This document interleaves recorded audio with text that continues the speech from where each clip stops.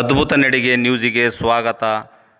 ಗಂಗಾವತಿ ನಗರದ ಶ್ರೀ ಕೊಟ್ಟೂರೇಶ್ವರ ಶಾಲಾವರಣದಲ್ಲಿ ಶನಿವಾರದಂದು ಶ್ರೀ ಚನ್ನಬಸವ ಸ್ವಾಮಿ ಹಿರಿಯ ಪ್ರಾಥಮಿಕ ಶಾಲೆ ಹಾಗೂ ಶ್ರೀಮತಿ ಗಂಗಮ್ಮ ಗುರುಪಾದಗೌಡ ಮಾಲಿಪಾಟೀಲ್ ಸ್ಮರಣಾರ್ಥವಾಗಿ ಶಾಲಾ ವಾರ್ಷಿಕೋತ್ಸವ ಹಾಗೂ ಸಾಂಸ್ಕೃತಿಕ ಸಮಾರಂಭವನ್ನು ಜ್ಯೋತಿ ಬೆಳಗಿಸುವುದರ ಮೂಲಕ ಉದ್ಘಾಟಿಸಿ ಅಧ್ಯಕ್ಷತೆಯನ್ನು ವಹಿಸಿ ಮಾತನಾಡಿದ ಶ್ರೀ ಕೊಟ್ಟೂರೇಶ್ವರ ವಿದ್ಯಾವರ್ಧಕ ಸಂಘದ ಸಂಸ್ಥಾಪಕ ಅಧ್ಯಕ್ಷ ಕಲ್ಮಠದ ಡಾಕ್ಟರ್ ಕೊಟ್ಟೂರು ಮಹಾಸ್ವಾಮಿಗಳು ಮಾತನಾಡಿ, ಪ್ರಾಥಮಿಕ ಹಂತದಿಂದಲೇ ವಿದ್ಯಾರ್ಥಿಗಳಿಗೆ ಗುಣಮಟ್ಟದ ಶಿಕ್ಷಣದ ಜೊತೆಗೆ ಜೀವನದ ಮೌಲ್ಯಗಳಾದ ಸಂಸ್ಕಾರವನ್ನು ಬೆಳೆಸುವ ಕಾರ್ಯಕ್ಕೆ ಶಿಕ್ಷಕರು ಮತ್ತು ಪಾಲಕರು ಮುಂದಾಗಬೇಕೆಂದು ಹೇಳಿದರು.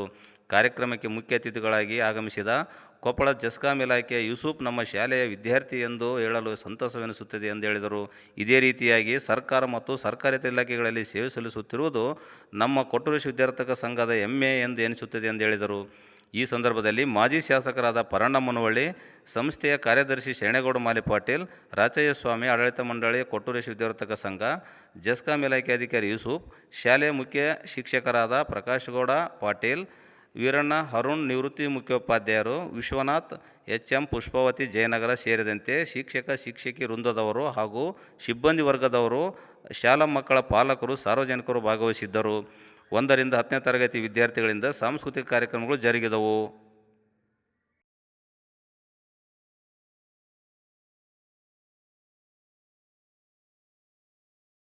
ಸ್ವಾಗತವನ್ನು ಕೋರುತ್ತಿದ್ದೇವೆ. ಆಡಳಿತ ಮಂಡಳಿ ಸದಸ್ಯರು, ಕೊಟ್ಟೂರೇಶ್ವರ ವಿದ್ಯಾವರ್ಧಕ ಸಂಘದ ಬಂಡವಾಳಗಳು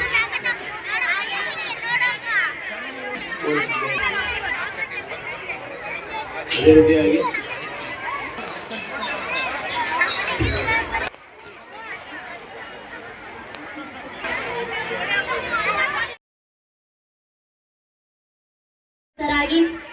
ನಮ್ಮ ದೇಶವನ್ನ ಅಭಿವೃದ್ಧಿಯ ಪಥದೆಡೆಗೆ ಕರೆದೊಯ್ಯುವುದಕ್ಕೆ ಆ ತಾಯಿಯ ಆಶೀರ್ವಾದವು ನಾನೆಲ್ಲ ಪ್ರಾಥಮಿಕ ಮತ್ತು ಪ್ರೌಢಶಾಲೆಗಳನ್ನು ನುಡಿಬೇಕಾಗಿ ಅವರಲ್ಲಿ ವಿನಂತಿ.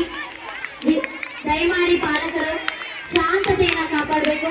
ವೇದಿಕೆ ಮೇಲಿನ ಗಣ್ಯರು ಅದೆಷ್ಟೋ ತಮ್ಮ ಕೆಲಸಗಳನ್ನ ಬದಿಗೊತ್ತಿ ನಮ್ಮ ಕರೆಗೆ, ನಮ್ಮ ಆಹ್ವಾನಕ್ಕೆ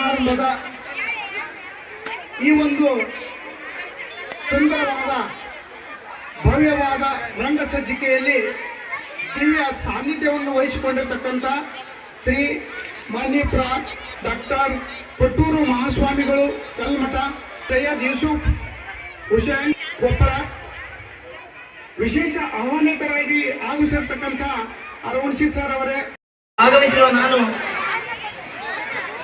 ಈ ವೇದಿಕೆ ಮೇಲೆ ಆಸೀನರಾಗಿರುವಂಥ ಮತ್ತೋರ್ವ ವಿಶೇಷ ಆಹ್ವಾನಿತರು ಶ್ರೀ ವೀರಣ್ಣ ಆರುಷಿ, ನಿವೃತ್ತ ಮುಖ್ಯೋಪಾಧ್ಯಾಯರು, MNM ಕನ್ನಡ ಮಾಧ್ಯಮ ಪ್ರೌಢಶಾಲೆ. ಈ ಆಗಮಿಸಿರುವಂಥ ಶ್ರೀ ಪರಣ್ಣ ಮುನವಳ್ಳಿ ಸರ್, ಮಾಜಿ ಶಾಸಕರು ಹಾಗೂ ಈ ಆಡಳಿತ ಮಂಡಳಿಯ ಸದಸ್ಯರಾಗಿರುವ ಅವರಿಗೂ ಸ್ವಾಗತ ಕೋರುತ್ತಾ, ಹಾಗೆ ಈ ಹುತ್ತೇಶ್ವರ ಆಡಳಿತ ಮಂಡಳಿ ಸದಸ್ಯರು ಇವರೆಲ್ಲರಿಗೂ ಸ್ವಾಗತ ಕೋರುತ್ತಾ, ಈ ಸುಂದರ ಸಂಜೆಯಲ್ಲಿ ನನಗೆ ಬಸ್ ಸ್ಟ್ಯಾಂಡ್ ಎದುರುಗಡೆ ಶಾಲೆ ನಡೀತಾ ಇತ್ತು. ಆ ಶಾಲೆಯಲ್ಲಿ 1ನೇ ತರಗತಿ ಅಂದರೆ ಪ್ರಕಾಶ್ ಬಾಲ್ವಡಿ ಮತ್ತು ಪ್ರಕಾಶ ತರಗತಿಯಿಂದ 5ನೇ ತರಗತಿವರೆಗೂ ವಿದ್ಯಾಭ್ಯಾಸ ಮಾಡಿದ್ದೇನೆ. ರಾಚಯ್ಯ ಸರ್ ಅವರು ಮತ್ತು ವೀರಣ್ಣ ಅರುಣ್ ಅವರು ನೇರವಾಗಿ ವರದಿ ವಾಚನಕ್ಕೆ ಬರ್ತಾ ಇದ್ದೇನೆ. ಕೈಯಿಂದ ಶ್ರಮಿಸಿದರೆ ಮಾತ್ರ ಭವಿಷ್ಯ ಶಾಂತಿ ಎನ್ನುವಂತೆ ಈ ನಾಡಿನ ಭವಿಷ್ಯ ಹೃದಯದಲ್ಲಿ ಮನೆ ಮಾಡಿದ ಶ್ರೀ ಮನೆಗಳು 1965ರಲ್ಲಿ ಶ್ರೀ ಕೊಟ್ಟೂರೇಶ್ವರ ವಿದ್ಯಾವರ್ಧಕ ಸಂಘವನ್ನು ಸ್ಥಾಪಿಸಿ ಶಾಲಾ ಕಾಲೇಜುಗಳನ್ನು ಬೆಳೆಸಿದರು. ವರ್ಷಗಳೇ ಕಳೆದಂತೆ 1985ರಲ್ಲಿ ಈ ನಮ್ಮ ಪೂಜ್ಯರು ಕಲ್ಮಠ ಪುರಾಣ ಮಂಟಪದಲ್ಲಿ ಕನ್ನಡ ಮಾಧ್ಯಮ ಶಾಲೆಯ ಪ್ರಾರಂಭವಾದ ಶಾಲೆ ಈಗ 425 ಮಕ್ಕಳನ್ನು ಹೊಂದಿದ ಶಾಲೆ ಆಗಿದೆ. ಇದಾದ ನಂತರ KG ಇಂದ PG ವರೆಗೆ ವಿಸ್ತಾರ ಮಾಡಿ ಸಂಸ್ಥೆಗಳನ್ನು ಬೆಳೆಸಿದ ಮಹತ್ ಕಾರ್ಯದ ಹೆಮ್ಮೆಯ ವಿಷಯವಾಗಿದೆ. ಪೂಜ್ಯರ ಅಪ್ಪಣೆಯಂತೆ ಮಾನ್ಯ ಕಾರ್ಯದರ್ಶಿಗಳು ಶ್ರೀ ಶರಣೇಗೌಡ ಮಾಲಿಪಾಟೀಲ್ ಸರ್ ಅವರು ಧ್ವಜಾರೋಹಣ ಕಾರ್ಯಕ್ರಮದ ಜೊತೆಗೆ ನಾಡಿನ ಸಾಧಕರನ್ನು ಸನ್ಮಾನಿಸಿ ಗೌರವಿಸುವ ಮಹತ್ ಕಾರ್ಯವನ್ನು ಹಣಕಾಸಿನ ಸುಧಾರಣೆ ಕಂಡುಕೊಳ್ಳಲು ಶ್ರೀ ಗುರು ಹಾನಗಲ್ ಕುಮಾರಸ್ವಾಮಿ ಪತ್ತಿನ ಸಹಕಾರ ಬ್ಯಾಂಕ್ ಅನ್ನು ಸಂಸ್ಥೆ ಬೆಳಕಿಗೆ ತಂದಿದ್ದಾರೆ.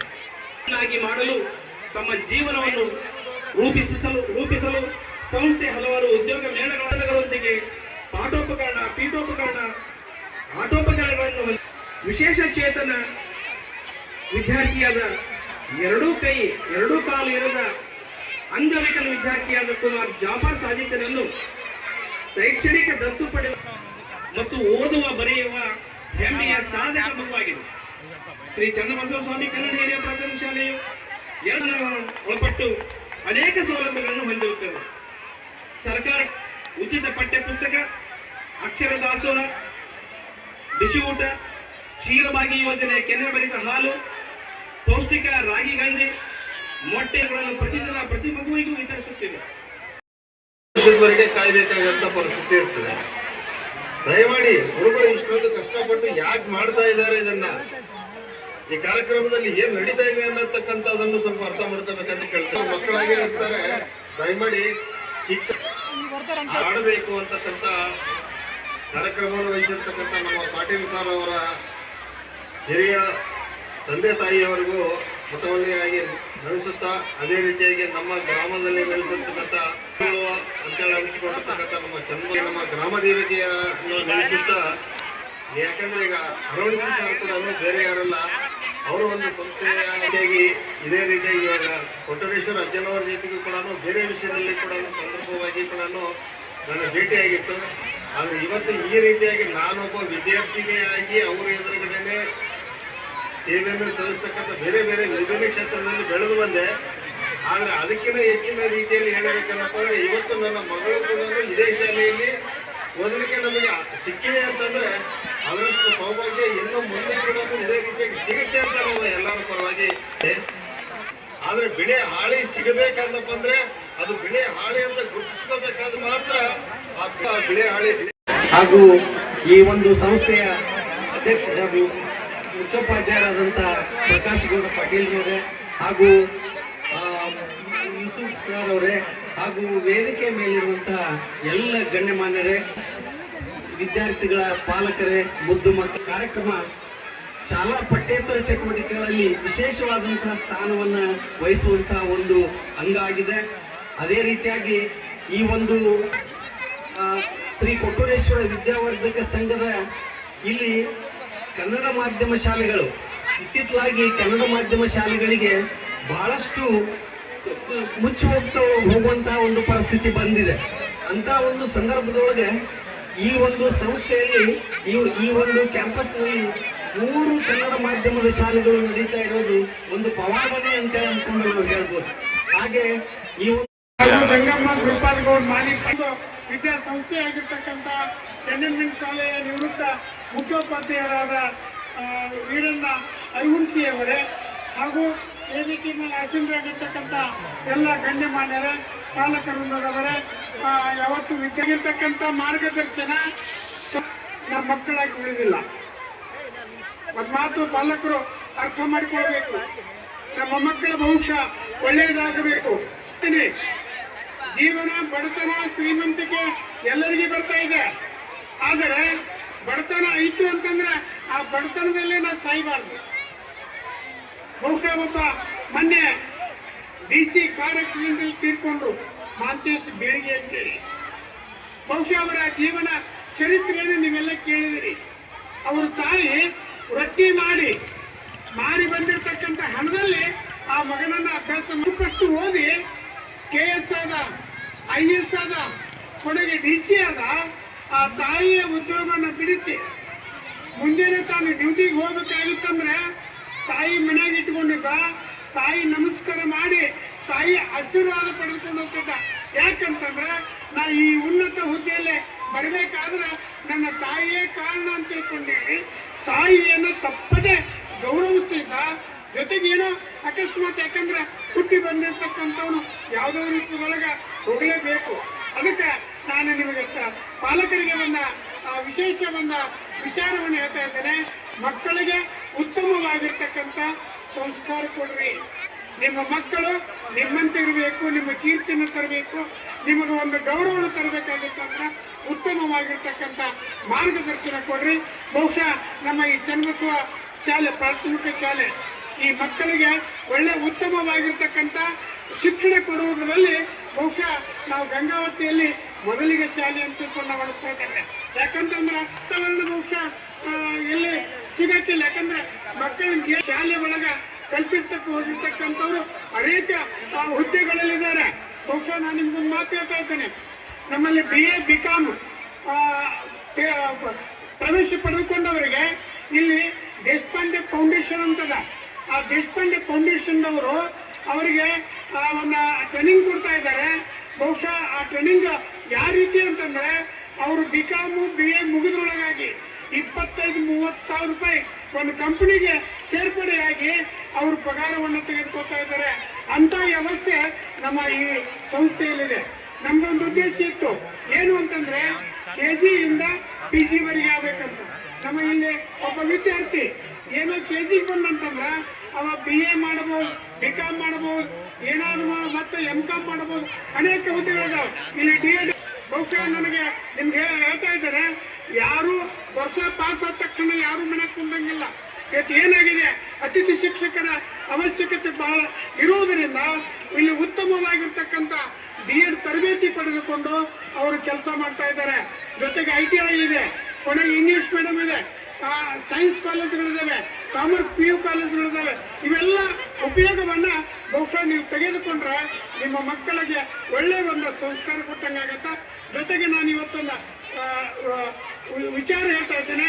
ಒಂದು ನಮ್ಮ ಈಗೇನು ಪ್ರಾಥಮಿಕ ಶಾಲೆಗೆ ಪ್ರವೇಶ ಪಡೆದುಕೊಂಡ ವಿದ್ಯಾರ್ಥಿ ಪ್ರತಿ ವರ್ಷನೂ ಆ ಪಠ್ಯ ಪುಸ್ತಕವನ್ನ ಸರ್ಕಾರ ಕೊಡ್ತಾ ಇದೆ. ಆದರೆ ನೋಟ್ಬುಕ್ ನಾವು ಸಂಸ್ಥೆಯಿಂದ ಉಚಿತವಾಗಿ ಕೊಡ್ತೀವಿ ಅನ್ನೋದನ್ನ ಇವತ್ತನ್ನ ಘೋಷಣೆ ಮಾಡ್ತಾ ಇದ್ದೇವೆ. ಯಾಕಂತಂದ್ರೆ ಇವತ್ತು ನಾವು ಉಳಿದಂತ ಸಂಸ್ಥೆಗಳಂಗ 30-40 ಸಾವಿರ ರೂಪಾಯಿ ಫೀಸ್ ತಗೊಂಡು ನಾವು ಕಲ್ಸಂಗಿಲ್ಲ. ಯಾಕಂದ್ರೆ ಇದು ಬಡ ಸಂಸ್ಥೆ, ಬಡ ಮಕ್ಕಳಿಗಾಗಿಯೇ ಇರ್ತಕ್ಕಂಥ ಸಂಸ್ಥೆ. ಅವರು ಏನು ಫೀಸ್ ಕೊಡ್ತಾರೆ, ಯಾಕಂತಂದ್ರೆ ನಮಗೆ ಸರ್ಕಾರ ಒಂದು ಗೆರೆ ಹಾಕಿದೆ, ನೀವು ಇಂತಿಷ್ಟ ಫೀಸ್ ತಗೋಬೇಕಂತ ತಿಳ್ಕೊಂಡು.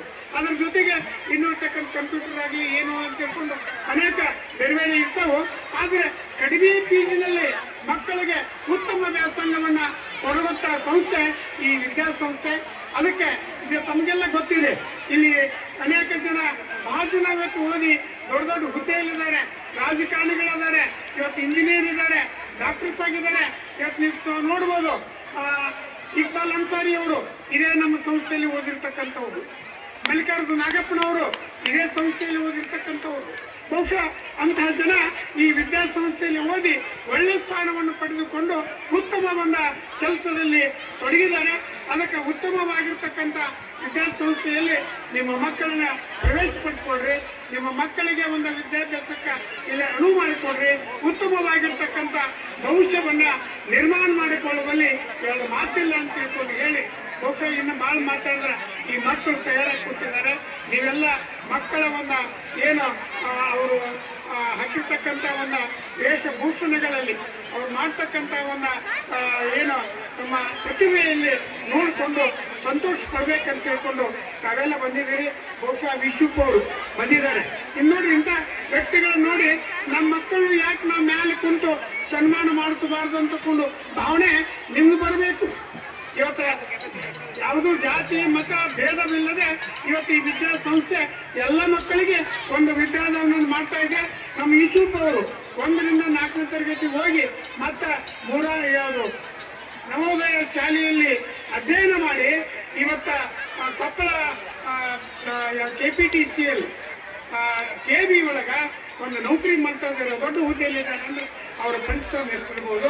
ಅದಕ್ಕೆ ಮಕ್ಕಳನ್ನು ನಿಮ್ಮ ಮಕ್ಕಳನ್ನು ನನ್ನ 4 ಮಾತುಗಳಿಗೆ ವಿರಾಮ ಕೊಡ್ತಾ ಇದ್ದೇನೆ.